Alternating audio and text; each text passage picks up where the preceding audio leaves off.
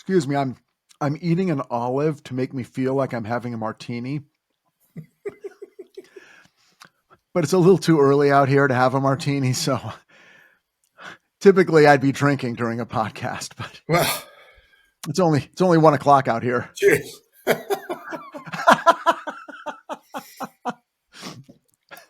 How dare you? Ian, David, and Quinn started out to make a $50 million movie based on Ian's book, TJ's War. Mark, Sia, and Sincera soon jumped on board, and then Mr. Z joined the team, a mysterious executive producer who said, "Stop, this is no movie. This is a 2-season, 20-episode TV show. So follow us, join us as we create TJ's War, the $50 million TV series." Okay. I'm very pleased with this. This is good stuff. I'll send you my bill. I thought I heard it earlier. Bite me. Things are tough out here in Hollywood. I'm charging by the hour. Standing on a street corner. I've heard that about Hello, mate. You lonely? Midnight Cowboy comes to mind. Oh, yeah. I'm walking here. So let's move more widely, because I think we could go down this route, and I think we'll have more conversations, you and I, some of them recorded and some of them not. But how did you get involved in all of this? Where did you start with how did your career start with making films, or what was it? What was the start of all this? Well, my start was in high school, which let's see, what does that translate to in England? The public schools. I was taking my A levels. What is this? Yeah. Okay, I was about 16. And I really wanted to be an actor, but I was at school. I was in plays, so I was becoming more familiar with written drama, and I was starting to read Stephen King, and so the idea that writing existed out there and was a thing was becoming more present in my mind. And my favorite show was the A-Team. Oh yeah. Which of course you guys, I mean, you know all about. So when I was in high school, I was like, and I was a scared, nervous, control freak kind of kid. And this show was so reassuring to me that it's like, wow, if you have a problem, if no one else can help, and if you can find them, maybe you can hire the A-Team. And I'm like, that is brilliant. They can just solve your problems. Like there's someone out there and you can actually hire them. And they can solve your problem. Now, they couldn't solve any of my problems. They couldn't ask someone out to a dance for me. But they could do, they could beat up someone maybe. Anyway, I got very excited. And this notion, and this show was so exciting to me that I wrote an episode of the show, hoping to sell it. But I went home and wrote an episode. Because I'm like, well, I like watching the show. The only thing better than watching the show is to live in it 24 hours a day. And the way to do that is to write the episodes. I can just think up new things for them to do all the time. So writing that script kind of set me free. But because it was an existing show, I had handholds. It's like, okay, what does Hannibal say? What does BA say? What does Murdoch say? How do they, and I knew who they were, so I knew exactly the way they talk to each other. Murdoch's crazy. BA is in a bad mood. Hannibal is always optimistic, but he's insane. So these are characters that it's like, okay, in any given scene, I know how they talk to each other. And it's very true. I mean, if someone, came to any one of us and put a gun to our head and said, okay, you've got 24 hours to write an episode of The Simpsons, pretty much any living human being on Earth could do that. Because we all know Homer, Marge, Bart, Lisa, Maggie. We know who those characters are. We know how they behave. Homer's an idiot. Marge has a good heart. Bart's a little shit. We get it. And that's super helpful.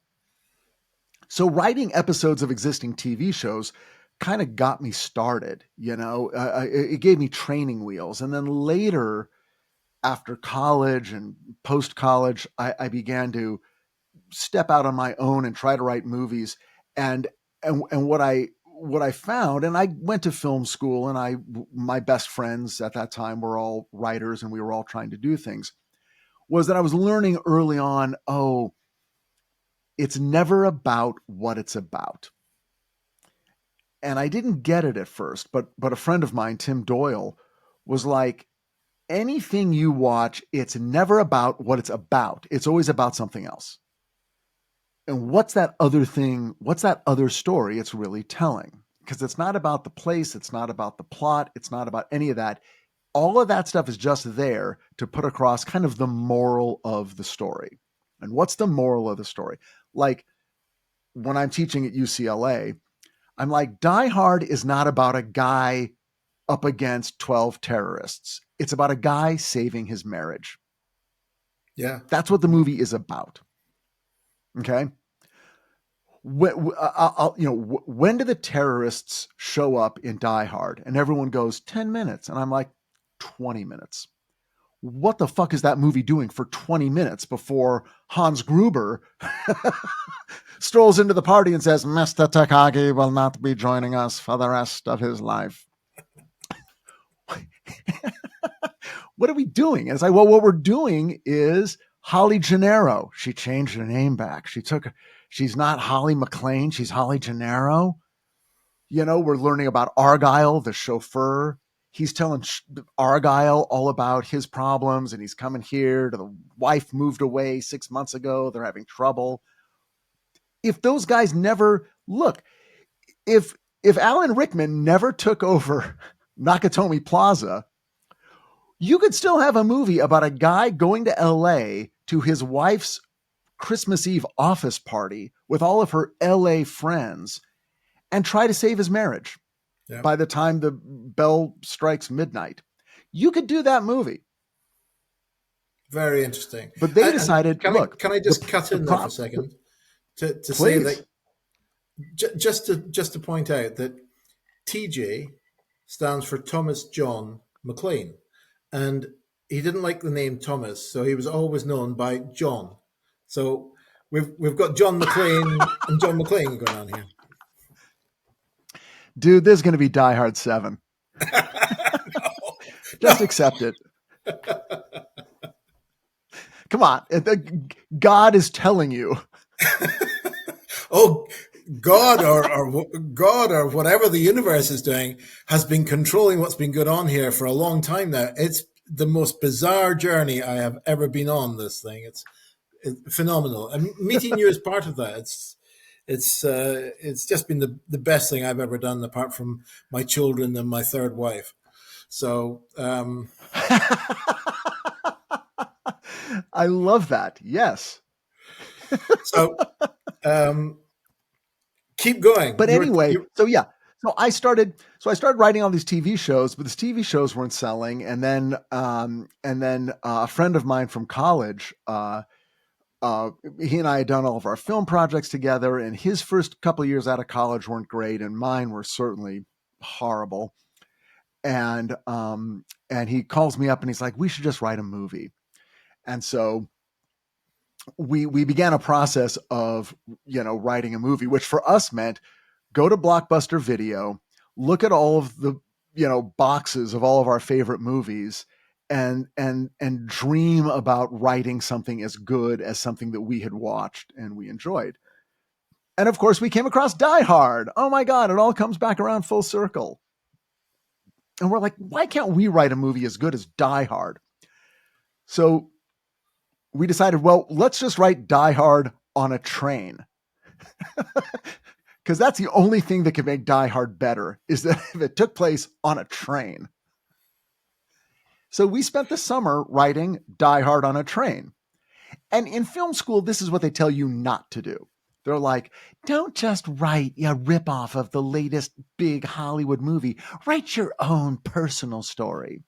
And we're like, nah, we're going to do Die Hard on a train.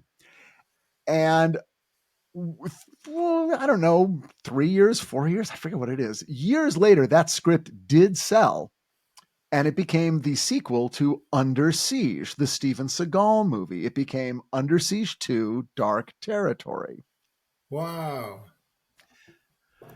So, and my friend Matt Reeves went on to be a giant Hollywood director. He did a lot of the Planet of the Apes movies. He did Cloverfield, and now he's doing the Batman. Yeah. And so now we're these two old guys who talk to each other, a couple times a month and complain about movies and then laugh about the early days. And it's it's a good time. But that was sort of, again, a giant leap forward. And working with him, who is a brilliant writer, Matt's a brilliant writer, but an even more brilliant director, with a deep understanding of how anything that goes on the page has a visual corollary. And if you can combine filmic language with language, you're just that further ahead. And that's the way Matt writes. I mean, if you read a script that Matt writes, you've seen the movie. I mean, it's the movie. And that is an essential skill for screenwriting, is what exactly are we seeing at every second? And again, it's very, dialed in. It's like this moment, this realization leads to this. Now we're on to the next. I mean, just scalpel-like precision. Now, I took that experience I'm not wrote a going script. to let you gloss over. You said you wrote this script, got it, and then 4 years later it sold. Fill me in a little bit of the detail of those 4 years. How did you get it to the point where it sold? Okay. What were you doing with this script? Excuse me, I'm eating an olive to make me feel like I'm having a martini. But it's a little too early out here to have a martini, so typically I'd be drinking during a podcast, but Well, it's only 1:00 out here. cheers.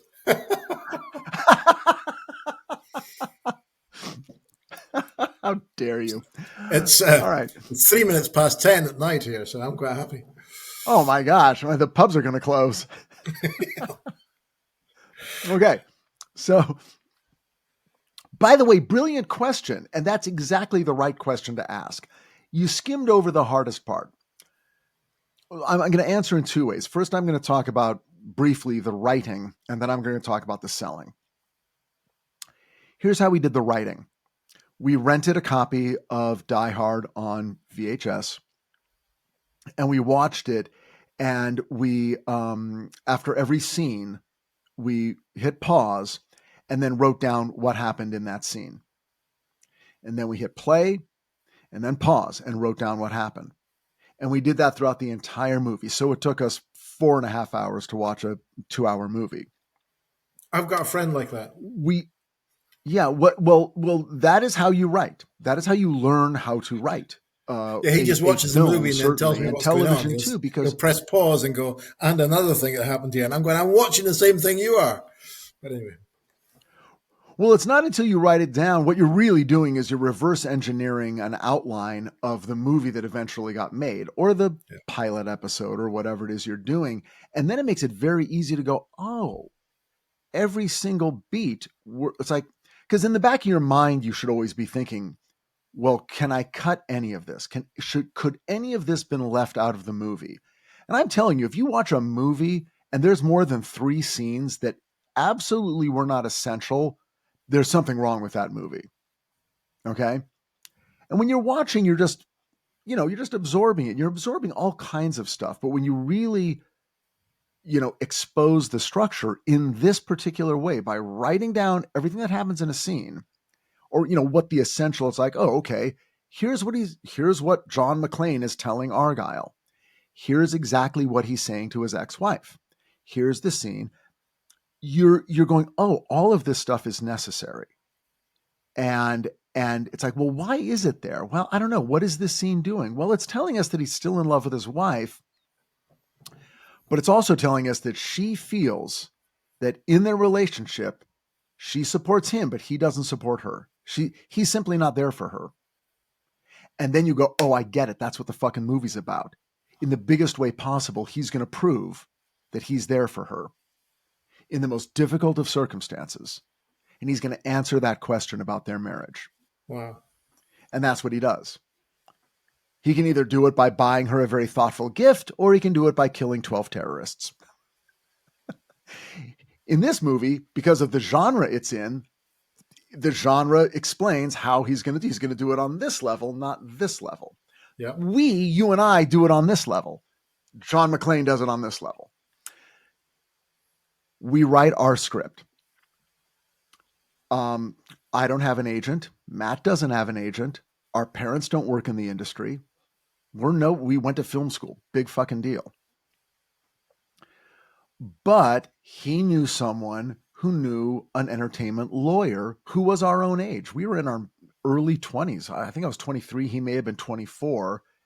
And we were put in touch with a entertainment lawyer who might have been 25. But he was starting his career and looking to do things and get involved in. And so we showed him the script and he was like, this is really good. This could be an action movie.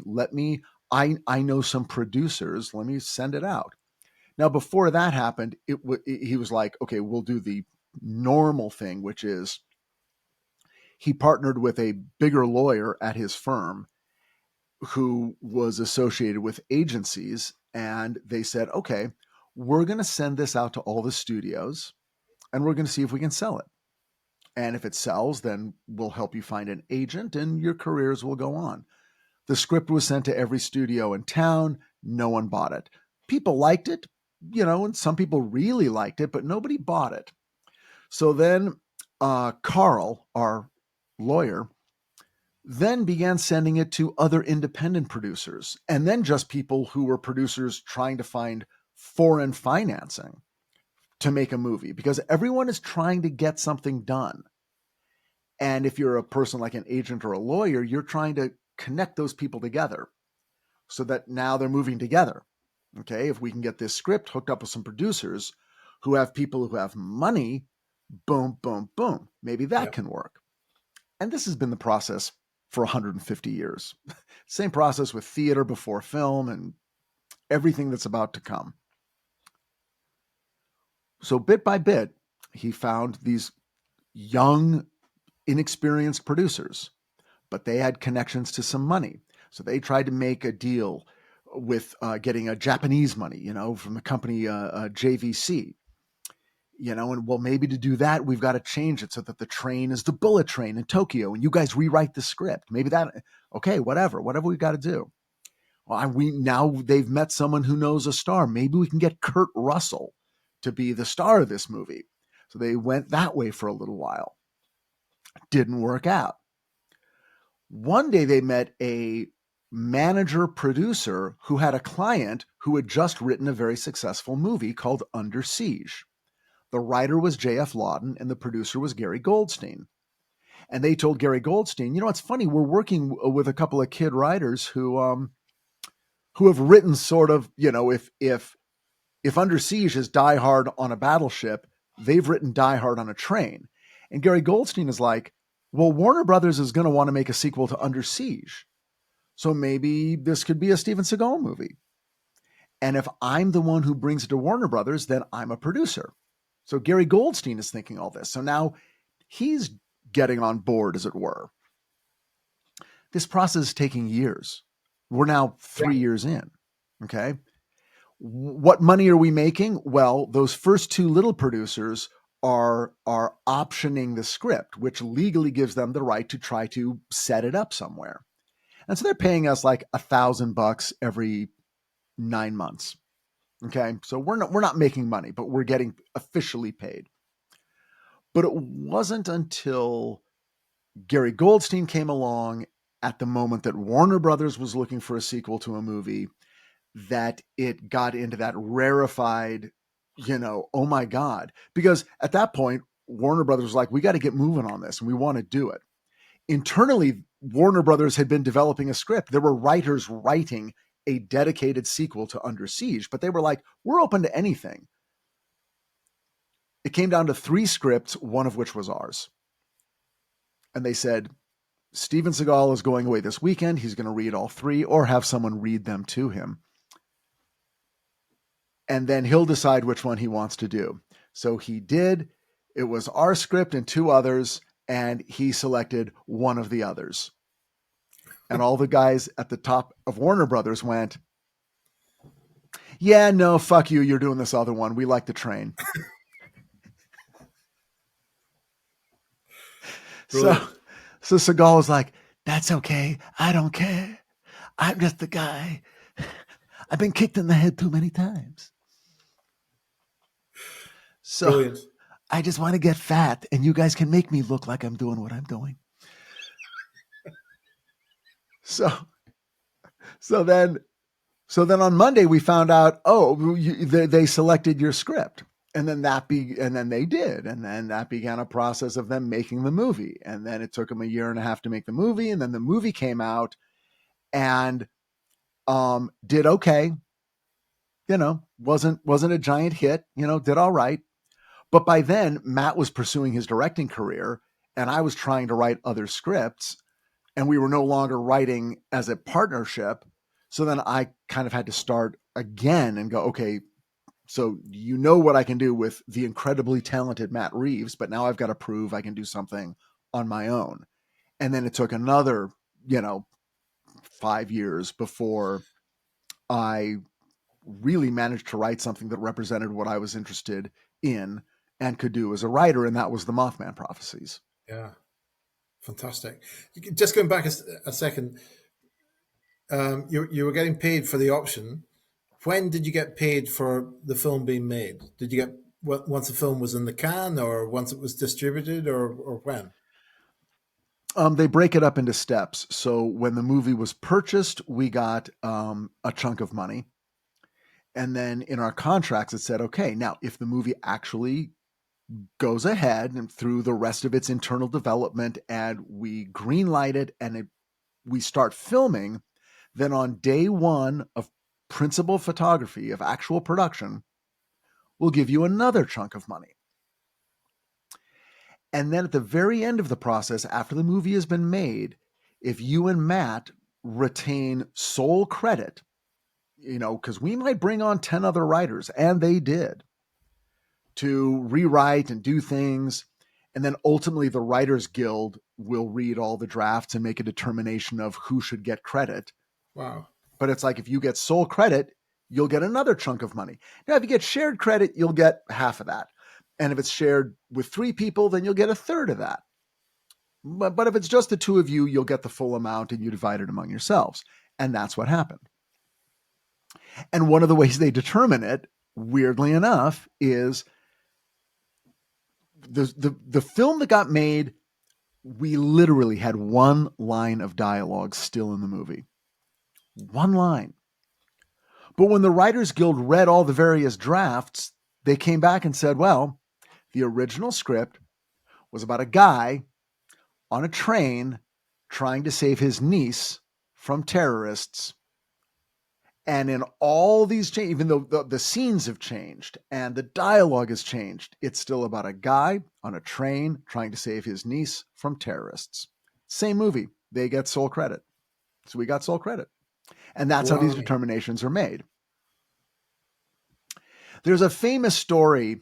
Are you familiar with the movie Tootsie, the Dustin Hoffman movie? Mm-hmm. Okay. Dustin Hoffman, actor, can't get a job, auditions in drag, gets work, gets cast. Okay. And of course, there's a love story and a lot of stuff going on. And a bunch of writers did a bunch of drafts. So for the Writers Guild, they were listening. It was like, we got 12 people here. So they ultimately asked each participating writer to, as briefly as possible, describe what the movie is about. And Larry Gelbart, who eventually got credit for the movie, described it most succinctly. He said, it's about a guy who dresses as a woman and is a better man for it. And they're like, that's fantastic. They're like, it's succinct and it's funny. It even in one sentence, and it implies tone. He even tells us the tone of the movie in a sentence. Larry Gelbart gets credit. So it's always boiling it down. But anyway, Yeah, so that was that journey. That's fantastic. Richard,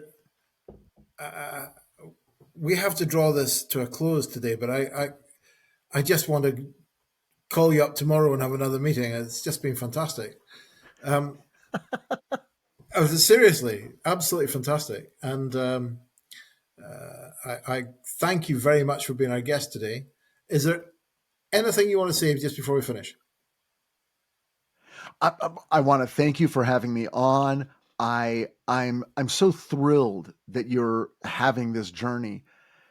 So many people, when young creatives are starting out, feel that it's their job to discourage them, tell them what a hard road it is, and it's Hollywood's tough, show business is hard. But I think we all know that. But when you're pursuing something creative, the internal gifts that you get and the internal growth that you experience is unlike any other experience in life. And I want to say that I recommend it to anyone and everyone, regardless of the outcome. Regardless if the novel never gets published, the play never gets performed, the movie script never gets sold. Going on that creative journey is an essential part of our journeys as human beings. And that's why I'm excited for you going through this. I don't know what awaits you at the end of this road, but the fact that you're on this journey is the greatest journey you're ever going to go on. Yeah. And I'm excited to see how it turns out. So I'm going to just say congratulations to you in general for everything you've done so far and anything that may come in the future. Yeah. I feel like we're brothers from another mother or something, whatever the phrase is, but thank you so much. That's been great. We'll call this Love Fest to an end for the moment, but how can people find you normally if they're not finding you on our podcast? How can they get to you normally? Oh, they can find me on my podcast, Richard Hatem's Paranormal Bookshelf, on any podcast platform. Check out the podcast. I think you'll like it. It's all storytelling. It's all me and my voice. But I talk about a paranormal book and I tell a story about my life, and somehow they all intermingle together. It's fun. You'll laugh, you'll cry, you'll get a little scared. And if you're anywhere in the United States in the middle of September, check out, I'm doing live shows in Point Pleasant, West Virginia, where the Mothman Prophecies took place and where the Mothman Festival is going to be. I'm going to be there. I'll be performing there. I'm going to be in Washington, D.C. I'll be in New York City. So go to eventbrite.com and type in my name, Richard Hatem, and it'll take you to our event page and all the places I'll be live. And it'll be in America now, and maybe I can make it out to England and do a show out there one of these days. Well, don't go past my door. I'll be very upset if you don't pop in. Once again, oh no, you'll be getting very much. I'll be knocking on your door. Don't worry. Good. I'll need a couch to sleep on. We've got rooms. We've got rooms. We're not that poor. Poor, but not that poor. Okay. To everyone, have a great day. I hope you enjoyed this podcast, and we'll see you next time. Bye for now.